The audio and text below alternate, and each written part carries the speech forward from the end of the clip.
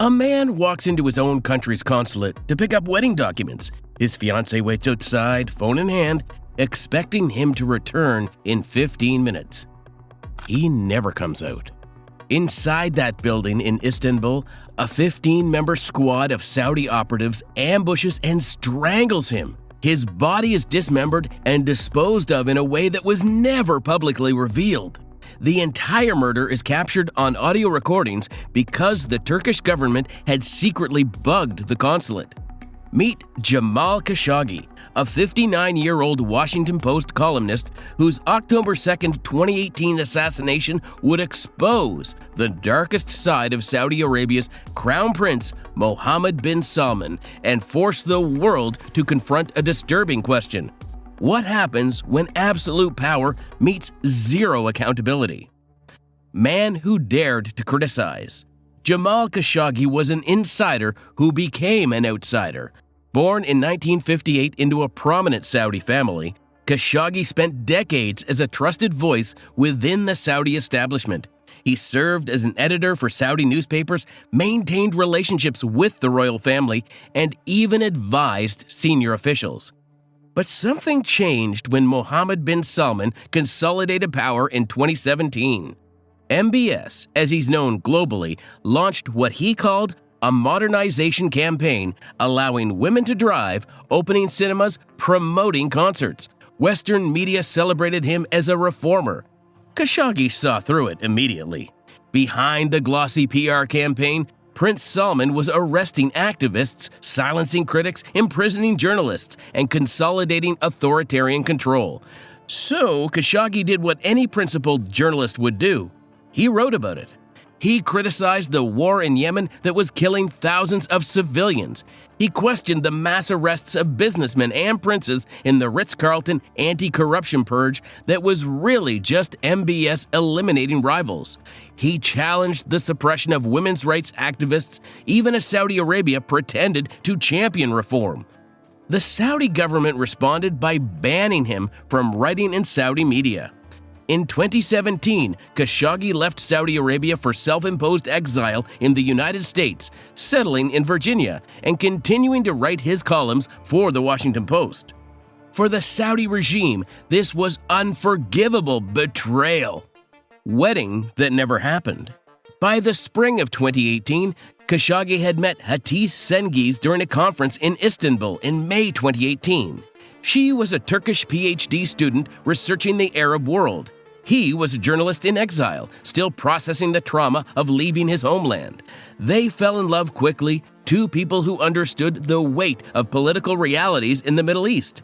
Khashoggi visited the Saudi consulate on October 2nd to obtain paperwork that would allow him to marry Cengiz, specifically divorce documents proving he was no longer married to his previous wife in Saudi Arabia.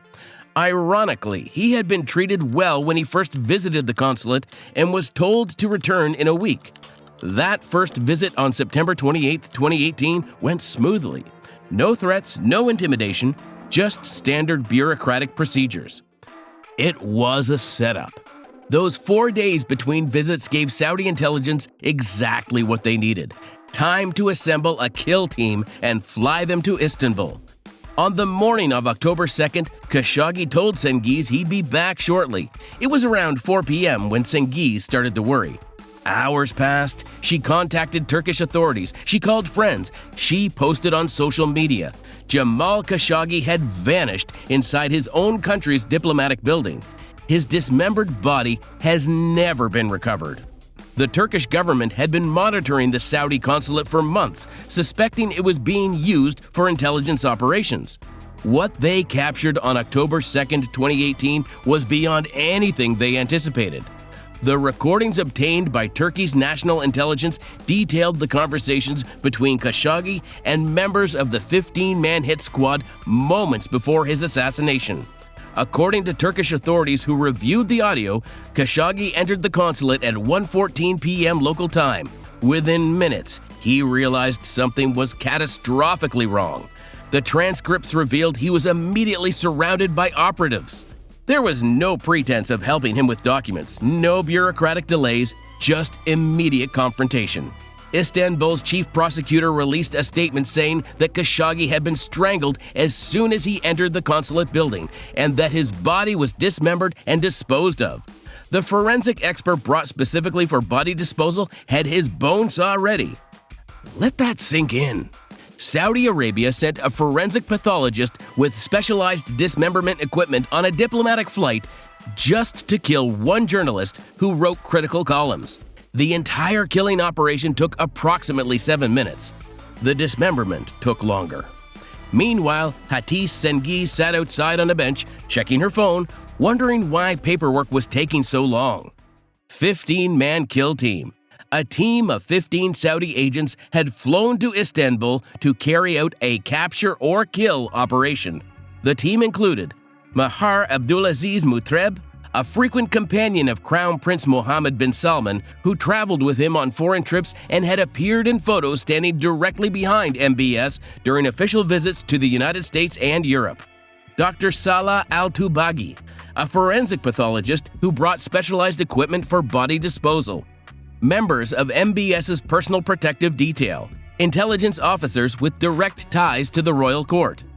They arrived on 2 private jets from Riyadh on October 2nd, checked into luxury hotels using diplomatic passports, entered the consulate while Khashoggi was inside, completed the murder and dismemberment, then flew back to Saudi Arabia the same day. Turkish surveillance cameras captured them entering and exiting the consulate. Their faces appeared on hotel security footage. Saudi Arabia initially denied everything. They claimed Khashoggi left the consulate alive through a back exit that Turkish authorities somehow missed. Then, when that story collapsed under overwhelming evidence, Saudi Arabia shifted to claiming Khashoggi died in a fistfight because apparently 59-year-old journalists regularly get into deadly brawls with 15 trained operatives inside diplomatic buildings. Finally, weeks later, Saudi Arabia admitted Khashoggi was killed inside the consulate but blamed rogue operatives acting without authorization. Nobody believed it. Intelligence report. For years, the CIA and other Western intelligence agencies knew exactly what happened and who ordered it, but political considerations kept that information classified. Then, in February 2021, the Biden administration released a U.S. intelligence report on the murder of Jamal Khashoggi that says Saudi Arabia's Crown Prince Mohammed bin Salman approved the operation to capture or kill the Saudi journalist. In other words, the people who killed Khashoggi were literally the same people who guard MBS's life every single day. They don't take international trips without his explicit authorization. They don't conduct operations without his knowledge. The report essentially said, Mohammed bin Salman personally approved murdering a journalist for writing critical columns. And then, nothing happened to him. No sanctions directly targeting MBS, no criminal charges, no international arrest warrants that would actually be enforced.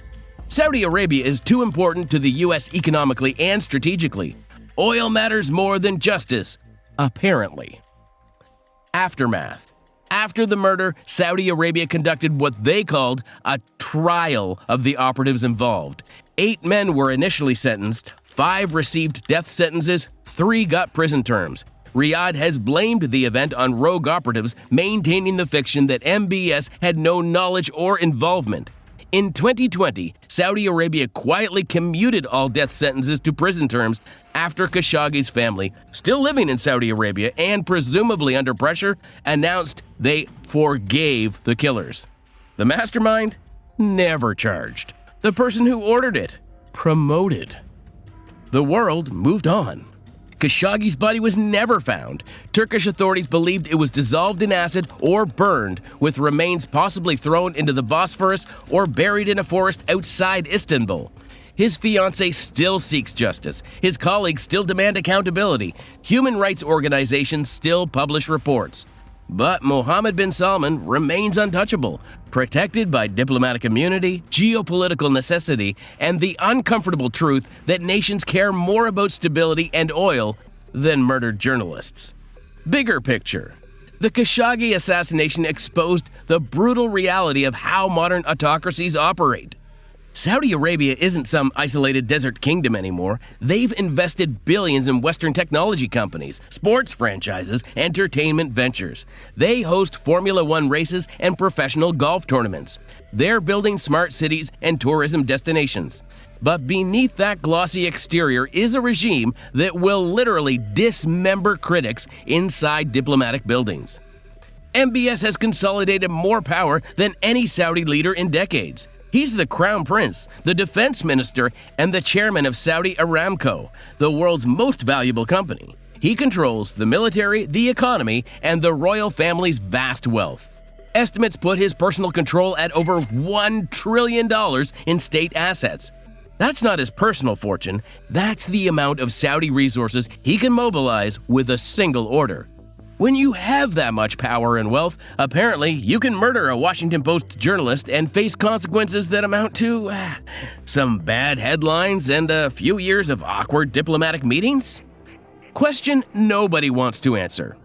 If Mohammed bin Salman can order the murder of a U.S. resident working for a major American newspaper inside a diplomatic building, captured on audio recordings, confirmed by intelligence agencies, and face zero meaningful punishment, what message does that send to every other authoritarian leader on Earth? That diplomatic buildings are murder sites with immunity? That journalists are fair game for assassination if they criticize powerful enough people? That international law is just a suggestion that can be ignored if you're wealthy and strategically important enough?